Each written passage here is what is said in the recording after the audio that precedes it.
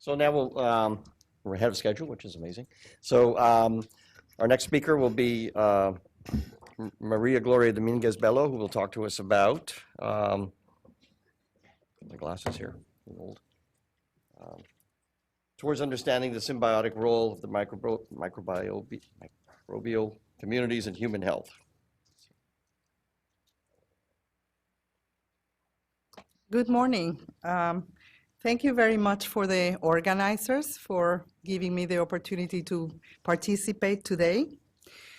I'm going to talk about how should we go towards understanding the microbial role of the communities that live on our bodies, and how do they affect our physiology.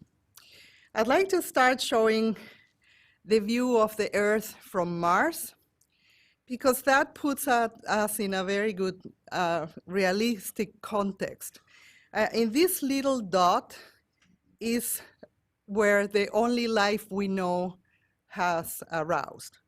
And it happened, the Earth formed 4.8 billion years ago, and it took 1 billion years for life to appear. And that life was bacterial. So since 3.8 billion years ago, the planet has been and still is bacterial. Any other forms of life that evolved had to deal with bacteria. There were fusions. Bacteria became organelles, and there were always interactions with bacteria. So that is that we have to keep that very much in mind, that we are the product of fusion with bacteria. We have organelles that are bacterial in their origin, and that we live with them, and they form an integral part of our bodies, and the bodies of any life form of this planet. Humans have always been here for the last 200,000 years. And so it's very recent in the evolution. Our bacteria that colonize us, with which we have evolved, occupy different niches, and these niches are very characteristic of the site. But where do they live? And there is a big debate now. There are forbidden territories. They cannot enter inside our bodies because we have an immune system. That's why the function of the immune system is important. They live on epithelia. They live on the interface between us and the environment. Stratified squamous or simple epithelium that covers our surface, invaginations, and that hole that traverses us, which strictly speaking is not inside the body, it's outside, which is the gut. So the microbiome is really the interface between us and the environment. And anything that happens in our exposures has to cross that barrier. And I think this is a very important concept. We are not directly exposed to the outside, but through our epithelia colonized by microbes. How does it start? How do we get to become the composite that we are? We still think that although in utero exposures are important for development, and people have found bacterial DNA in the placenta and the amniotic fluid, nobody has shown that there is a microbiome there, living populations of microbes in communities. We still think the fetus of mammals develops in sterility. Birth in mammals is a major exposure to massive inoculum, the inoculum of the maternal vagina. So there are 3 important exposures, especially early in life. Labor, labor is more than just crossing the birth canal, unfortunately for moms. It can take many hours, and the baby is exposed for a long time. So there is a vaginal seeding. When the baby is born, the baby is already inoculated. Then more of mom, skin, kisses, oral, and strict lactation. All mammals have a period of strict lactation during a very important window of development. And I'm showing here the development of babies, humans, during the first 7 months. Strict lactation in humans is about 6 months, or when the baby starts exploring the outside world by themselves. It takes a lot of brain development, sensorial development, locomotion to explore the world. And then the environment seems to be very important also, an important exposure. We humans are the only species that impact every single component of these developmental exposures. We impact birth with C-sections. We live in built environments where the baby is exposed. We use formula alone or supplementing. And so in this talk, I'm going to focus on those 3 developmental exposures for babies: mom, milk, and the built environment. So why do we have why do we need C-sections? Why we see an animal giving birth and they do it so easily? Why are humans such a bad birthers? The reason is evolutionary. And so primates evolved being gatherers. Until 7 million years ago, our common ancestors with orangutans and chimps, after this ancestor, the hominid line acquired the capacity of hunting.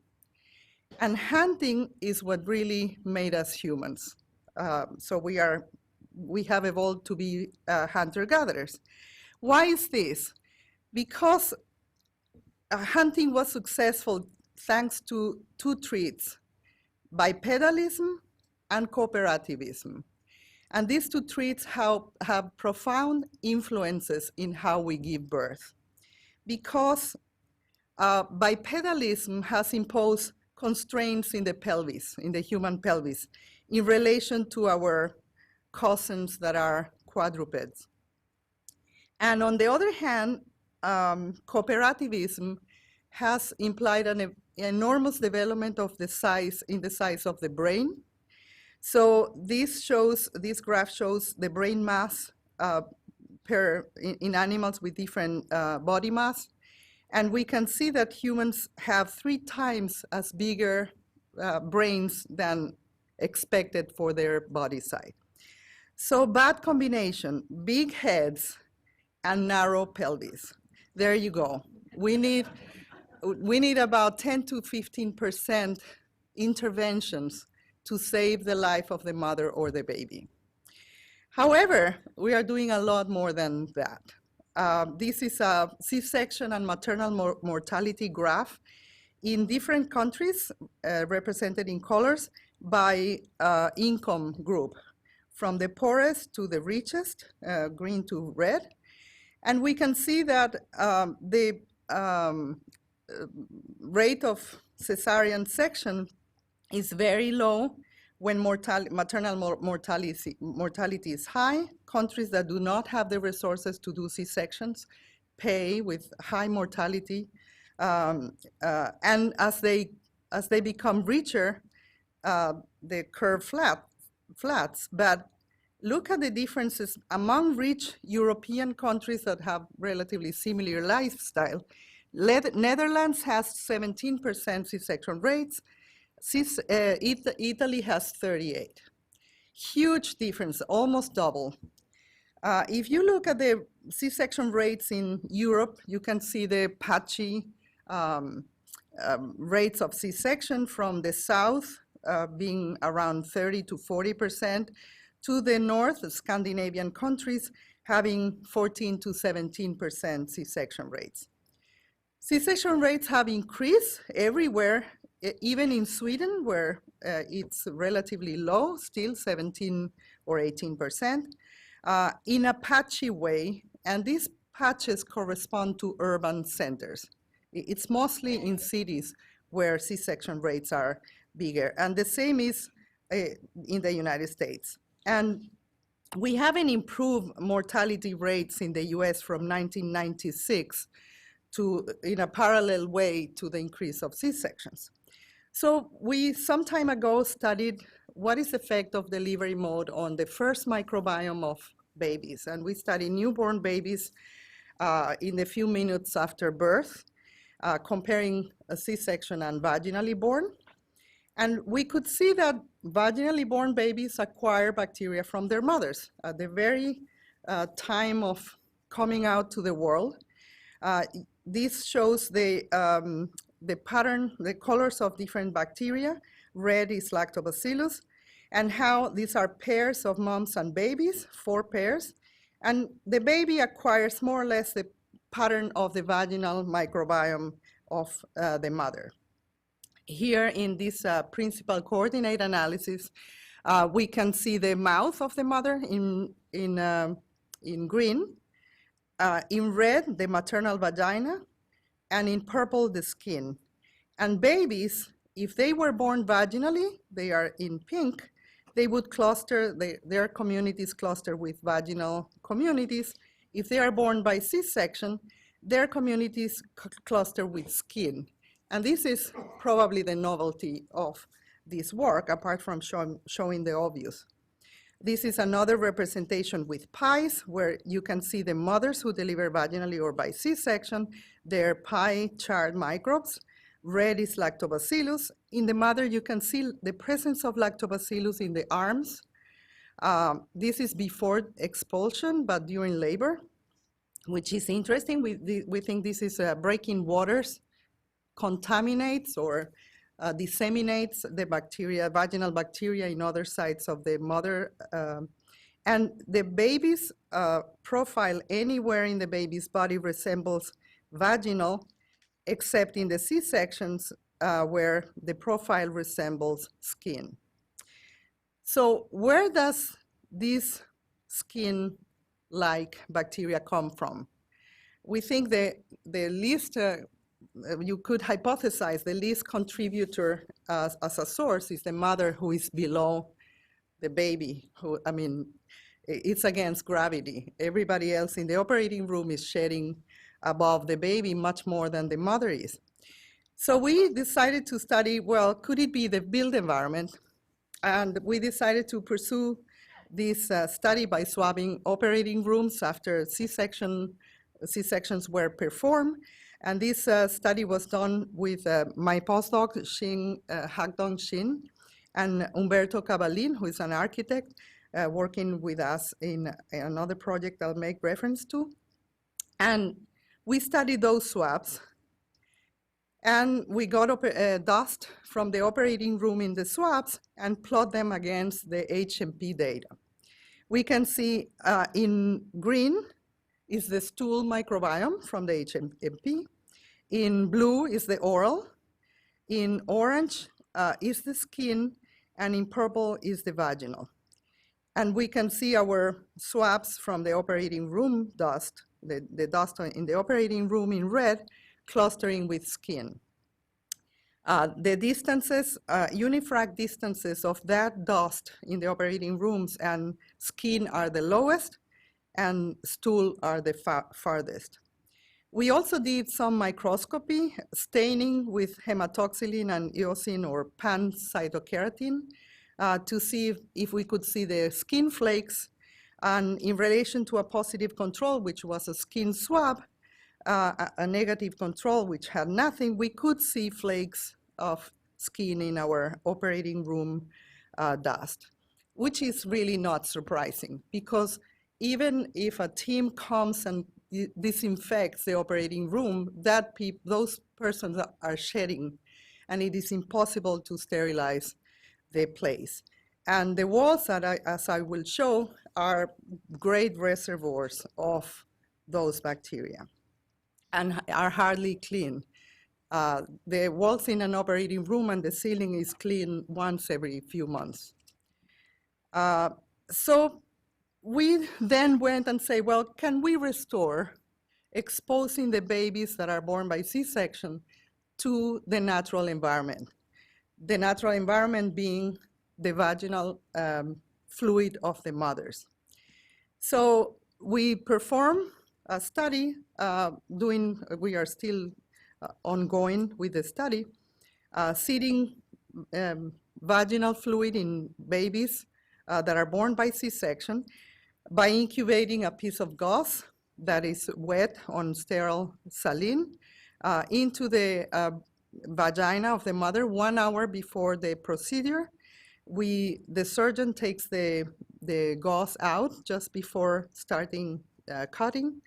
And once the baby is born, which takes about 15 minutes from the time the surgeon starts opening, when the baby's out, we swab the baby, first the mouth, then the face, and then the rest of the body, as is shown in this film of the Aliens Inside Us. It's a documentary by Smithsonian.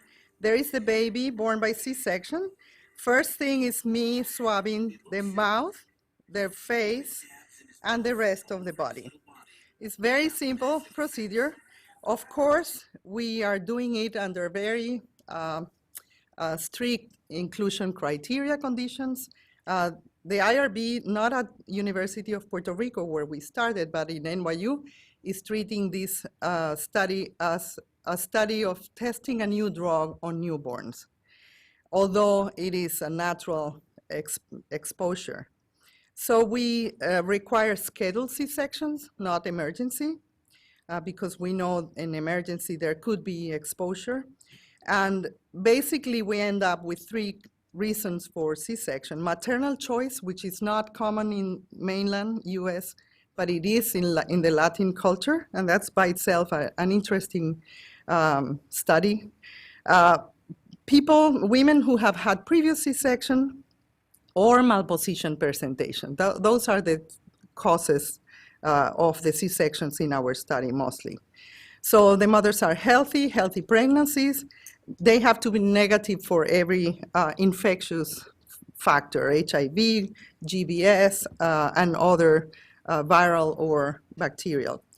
And their vaginal pH has to be lower than 4.5 at the time of delivery. When we ask, well, what is in our gauzes? Are we really sampling vaginal bacteria? This is shown in this beta diversity of the vaginal gauzes in yellow, and in relation to the oral microbial communities of the mother, the skin in purple, the anal in red, and the vaginal in yellow, and the gauzes are the blue dots, and they cluster with vaginal communities. Then we went to the baby, and we sample the anal, oral, and skin sites of the baby during the first month of life. And this is a work that is in press now in Nature Medicine. And ask, what are the bacterial sources? And using source tracking, we can see that vaginally delivered babies, we only had 7. This is a small pilot study. We can see the sources, which are vaginal in purple, anal in red, oral in this olive green, and skin in light green, and the other sources are in blue. So we can see the vaginal source mark in the anal, oral, and skin sites of babies throughout the first month of life, but not in C-sections babies. They do not acquire the signal, not even after 30 days after birth. The anal component as a source is lower in the anal side of C-section born babies than in the vaginally born babies. So what about our restoration? The babies that are born by C-sections but exposed to the gauze do acquire the purple vaginal source. And you can see it throughout the month, although less obviously in the skin than in babies that are born by C-section, but it's there. So we study the taxa. What are the taxa that are colonizing the sites of these babies? This is a complex graph that I will not discuss in detail, but just to show that we study the three groups of babies and different body sites, the anal site, three skin sites, and the mouth. And to simplify, these are the taxa that make the difference, that are completely absent or very rare in C-section born babies, but are present in vaginally born babies and are restored. Lactobacillus is a major taxa throughout the month in the anal, any of the three skin sites, and the mouth. Bacteroides is major in the anal site. It's a fecal, it's in the feces of the babies, it's an intestinal. It's also present in the skin, the Bacteroides, and initially in the mouth, but then it seems to disappear. And in the skin, we have more markers of vaginal delivery than in any other site, which is interesting. We have Stenotrophomonas and S24-7 as marker of vaginal exposure, both in the vaginally delivered and in the C-section born that were exposed to the gauze. These are the proportion, the relative abundance of Bacteroides in the anal site, Lactobacillus in the anal or skin site, and S24-7 in the skin in vaginal and exposed, C-section exposed versus non-exposed. So we are now publishing this. It's a small study. We are continuing the study and hope to publish a much bigger study with higher power, statistical power. But the real question is, so what? You are restoring the microbiome of these babies. So what's the implication? Does seeding of these C-section babies protect against C-section associated diseases? There are diseases whose risk is increased in C-section born, and these include type 1 diabetes, celiac disease, asthma, obesity.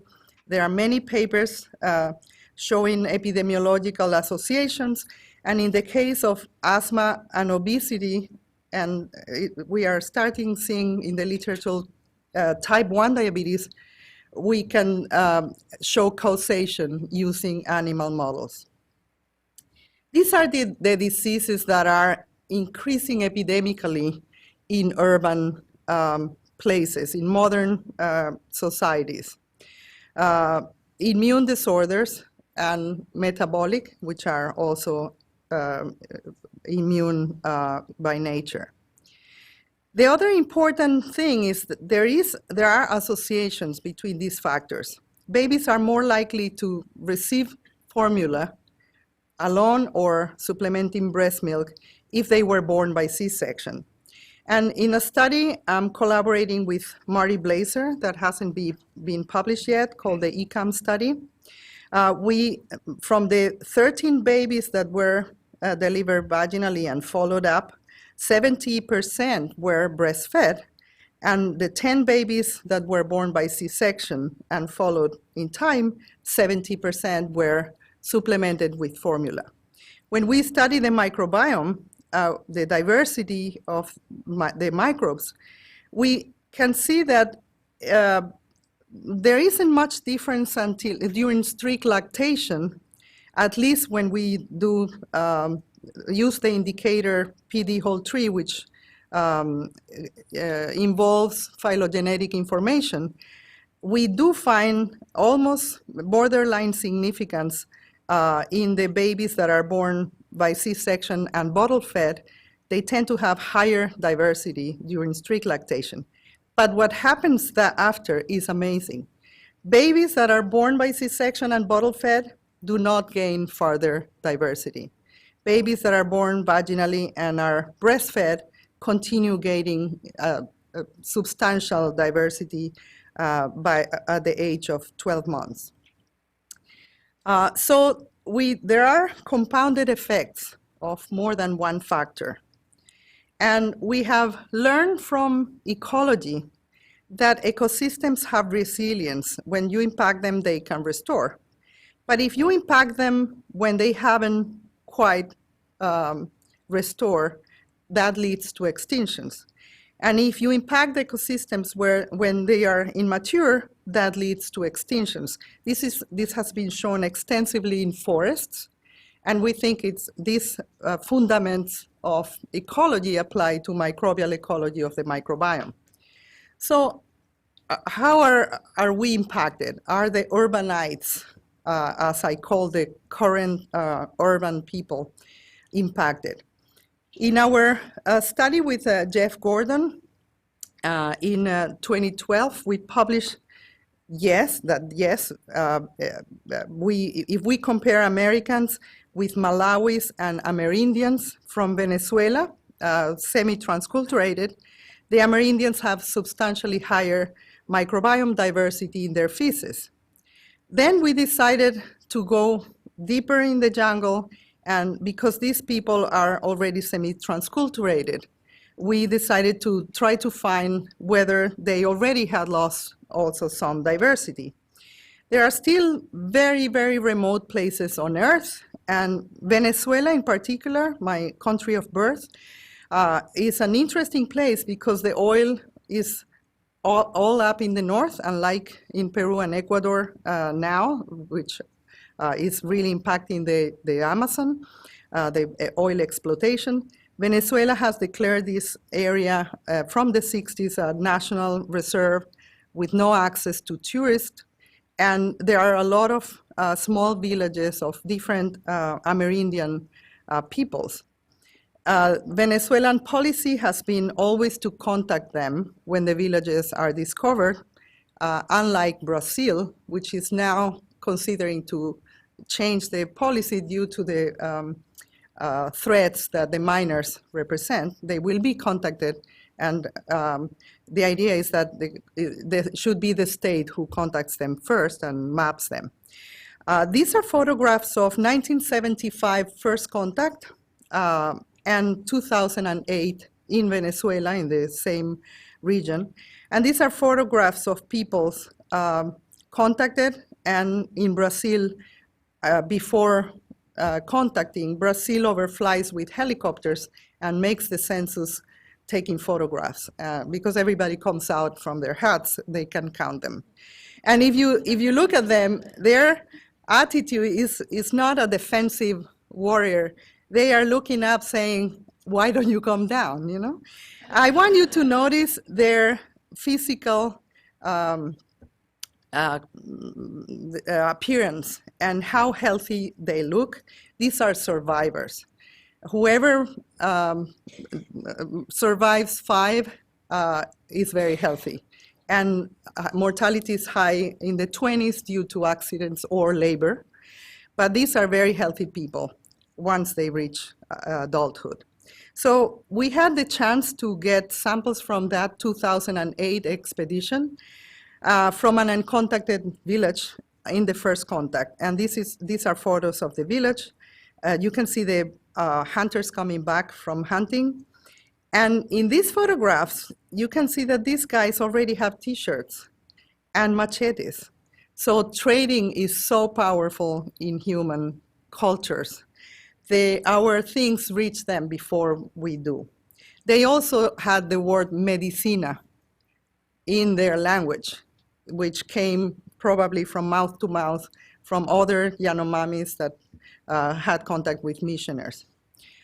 So the question was, well, how about them in relation to our Wahibos? We saw that the US has the lowest fecal diversity, and Malawi and Wahibo had much higher. And here is where they fall. The number of samples were small, but clearly there has been already a drop in diversity. So these guys are not the same as the urbanites. The urbanites into which all the money to study the microbiome is being put. And so we are using as a reference the Human Microbiome Project that NIH opened in a pioneer way, but these are already impacted ecosystems. So I insist that we have to convince the funding bodies that we have to study these guys before they become urbanites, which is happening very fast. And I personally haven't been able to convince anybody. I have serious funding problems. So the third exposure is the built environment, and I show you already the operating room, which is a built environment that very early is exposed to the baby. And so we, with the support of the Sloan Foundation, which has been pioneer in starting and promoting the study of the built environment, microbes of the built environment, we decided to study how do our built environment changes in terms of microbes in relation to the more natural unimpacted. And we went to the Amazon, and across a same latitudinal axis in the Amazon River, we sample families and their homes in the jungle, intermediate communities and towns, and Manaus, which is a big modern city, in a gradient of transculturation. And we found very interesting results that are also in press in Science Advances, coming up next week, where we can tell apart the villages by the bacterial components of the walls and floors. We can tell apart the jungle, Checherta, the intermediate, Puerto Almendras and Iquitos, and Manaus. When we compare bacterial communities of walls and floors, we observe that as we urbanize, as we transculturate, they become closer. So our diversity in the house between walls and floor communities decreases as we urbanize.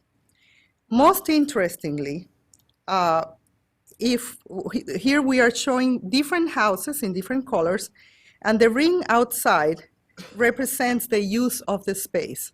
So purple ring is kitchen, brown ring is bathroom, blue is bedroom, and orange is living room.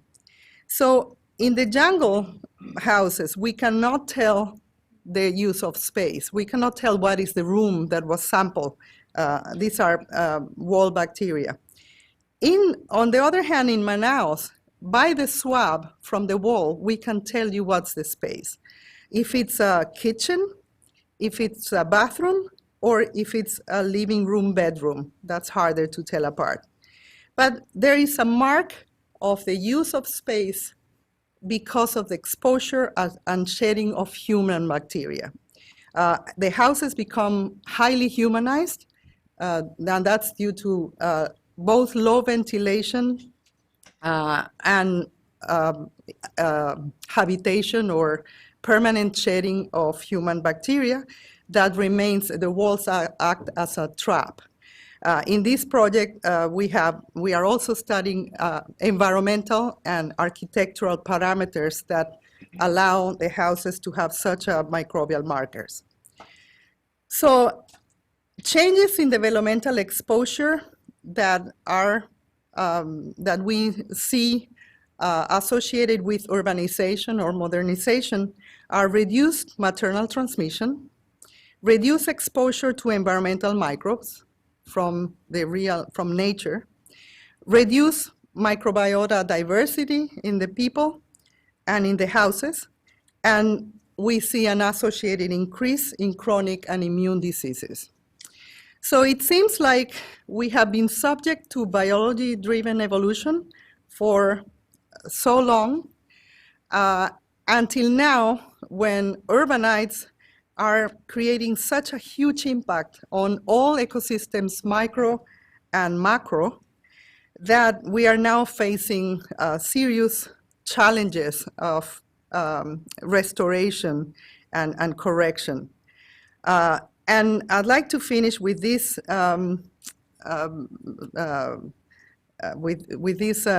phrase of Jacques Monod: evolution turns the inevitable into a necessity. And that's why we are facing these problems. I'd like to thank my supporting team, which includes lots of students in Puerto Rico, University of Puerto Rico, who participated in recruiting and swabbing and following the babies. My postdoc in NYU, Hagdon Shin, Marina Hoashi, who has just finished her master's degree. Oscar Noya in Venezuela, a very important collaborator in our Amazon work. The Sloan Foundation and the team of microbiologists like Marty Blazer from NYU, environmental engineers like Enrique Pereira and Attila Novoselak from University of Amazonas and University of Texas, respectively. Architects, Humberto Cavalin from University of Puerto Rico, and the team of bioinformaticians that have been crucial in all our studies, Jose Clemente from Mount Sinai, Rob Knight from University of California, San Diego, and Sejin Song from University of Colorado. Thank you very much for your attention.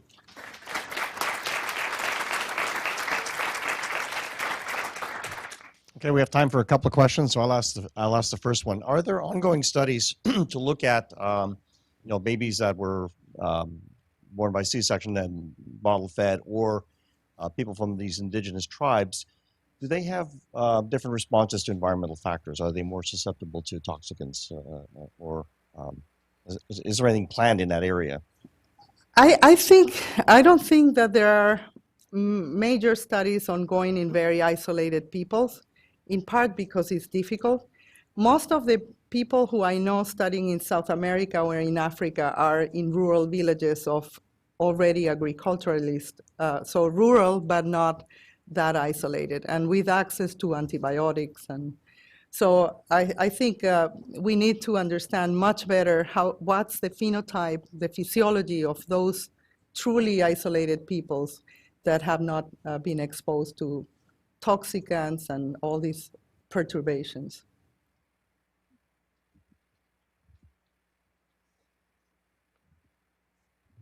Hi, great talk. I had a question about the anal microbiome so when a baby is born naturally, do you think that it plays more of a contribution than the vaginal microbiome of seeding a baby, or an equal contribution in host health as the baby gets older? Because that's really interesting to me.